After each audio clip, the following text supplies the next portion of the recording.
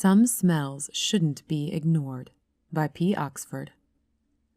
You know when people say, if something seems too good to be true, it usually is? Turns out they're right. I recently moved in with my boyfriend. He has a beautiful flat in an old building, penthouse and everything. We hadn't been together that long, but I knew from the first time I met him that he was the one. We'd be together till death do us part if it was up to me, at least. At the beginning of the relationship, I wasn't sure if he felt the same way. He was always a bit distant. He always referred to me as babe, honey, some nickname, never my name. According to John Tucker Must Die, a movie filled to the brim with advice for life, this is a clear way of knowing that a guy is two-timing you. I'm sure he was seeing multiple girls at the beginning, but that's okay. It's the 21st century after all, but that's not what this story is about. When he asked me to move in with him, I was thrilled. I'd been living in a crappy flat share with 6 other people and owned no furniture. Packing up my stuff was easy, and his apartment was a dream. I had only been over there 2 or 3 times before I moved in. For some reason, he always seemed to prefer staying at my place. Maybe it made him feel young, who knows. Cal worked a lot, so I would spend the days alone in the flat. I'm a painter, and Cal was very supportive of my art. He told me I could use the spare room as an atelier, and he even convinced me to quit my waitressing job so I could dedicate all my time to my art. I loved him so much. The first days in the flat, as I was setting up the atelier, I heard sounds coming from the wall. Rats. Damn. I've lived in my fair share of crappy flats, so I'm not unfamiliar with the sounds of critters in the walls. Then the flies appeared. I was taking a break from painting, sitting on the floor of the atelier eating a slice of pizza, trying to figure out what the piece was missing. A fat fly landed on my pizza. I shook it angrily. I spotted another fat fly buzzing right next to it. I looked around the room. There were at least 5 flies there. When I told Cal about it later, he got really annoyed. "What the hell you been doing in there?" I shrugged, frowning. His anger surprised me, made me uncomfortable. "You don't eat in there, do you?" he asked, disgusted. Sometimes. "Well, maybe if you weren't such a pig, this wouldn't happen. God, if you're gonna make a mess, at least don't complain to me about it." "I'm sorry," I exclaimed, distressed. His whole demeanor changed so fast. It didn't occur to me that it was my fault. Babe. No, I'm sorry. It's just, I've been under a lot of pressure lately. I didn't mean to take it out on you. Just ignore the flies. I'm sure they'll go away eventually. The next day, there were even more flies. I didn't say anything to Cal. I was too worried about his reaction. There was also a strange smell in the room. I was sincerely worried that I had accidentally dropped food somewhere, so I cleaned the whole room. Nothing. I had left the window wide open since I moved in. I like to paint in the cold, so I decided the smell and the flies must be coming from somewhere outside. I closed the window. When I returned to the room after getting lunch, the smell had gotten much worse. I hadn't really noticed it as I painted, but after the fresh air from the outside, the stench was impossible to ignore. A rank stench of decay. I closed the door and opened the window. I decided I had to talk to Cal about it later. I guessed one of the rats had died in the walls or something. "Yeah, it does smell a little funky in here." "Rats? No, we don't have rats here. No, I'm pretty sure we don't." "I don't know why you would think that. Too much paint fumes in that little room?" His eyes went dark with anger before he managed to pull himself together. I hadn't realized how temperamental he was before I moved in with him. "You know what? I bet it's from that downstairs neighbor." Cal's demeanor changed. He relaxed. "You remember the weird guy we saw in that lift the first day?" I shuddered. I remembered. "I bet it's him. His flat would be right under this room. I don't want to know what he's doing in there. You just spray some Febreze. I'm sure it'll go away eventually." How could I forget the downstairs neighbor? I had only seen him once, the day I moved in, but it had made an impression. We had been taking the elevator down to get the last of my stuff, and it stopped on the floor down below the flat. I noticed Cal looking uncomfortable, probably anticipating the neighbor. The doors opened, and I felt my nostrils flare in objection. The man waiting outside the doors was tall, skinny, dressed all in black, and smelled worse than anyone I have ever encountered. He locked eyes with me, then let his gaze slide over to Cal, and then back to me.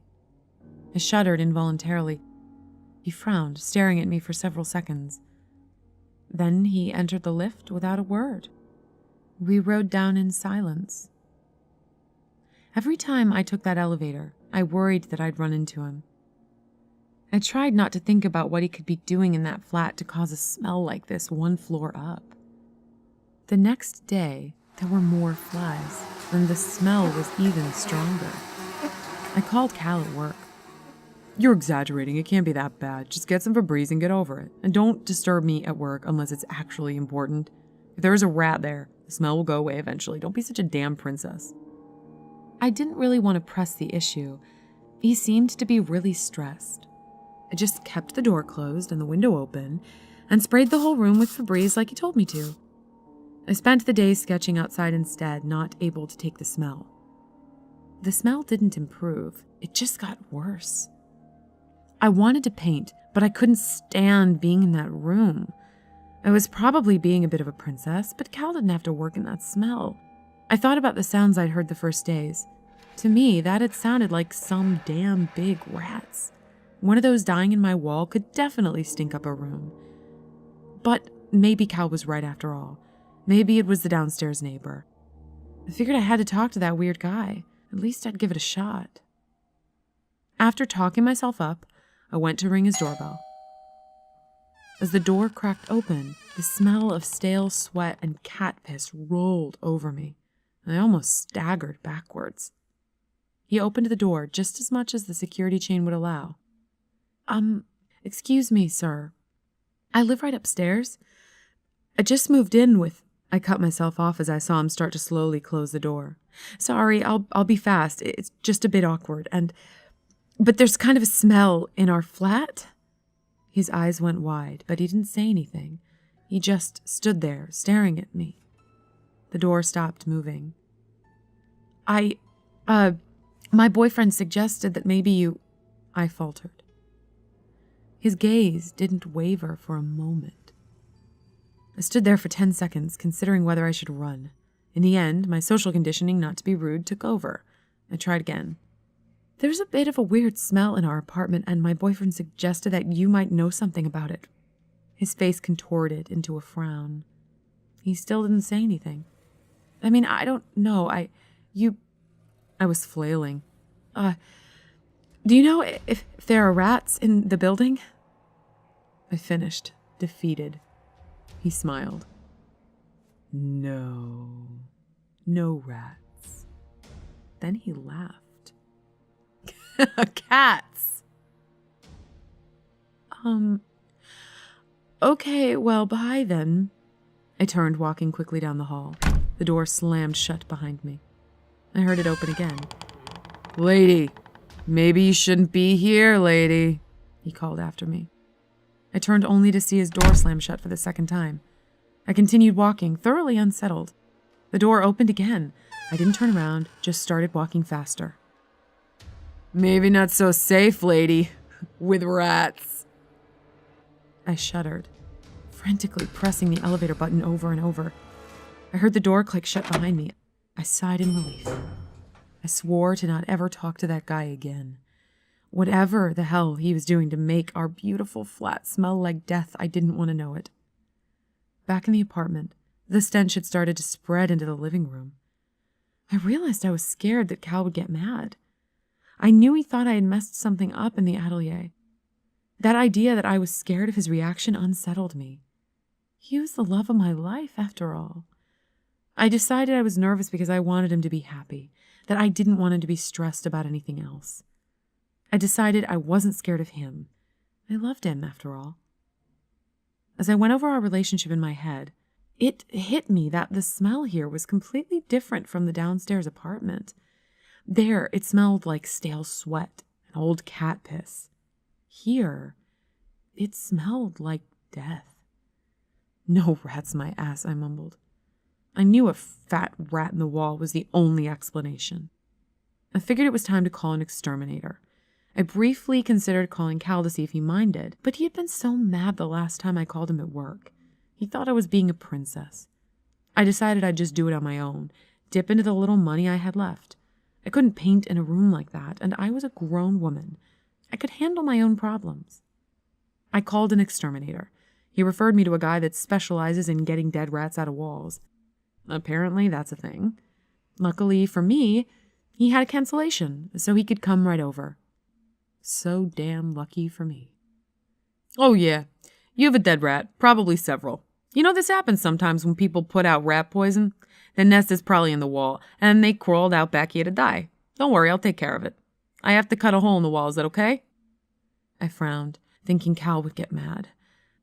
But he never goes in the atelier. I figured I could just put a canvas in front of the hole and get it fixed.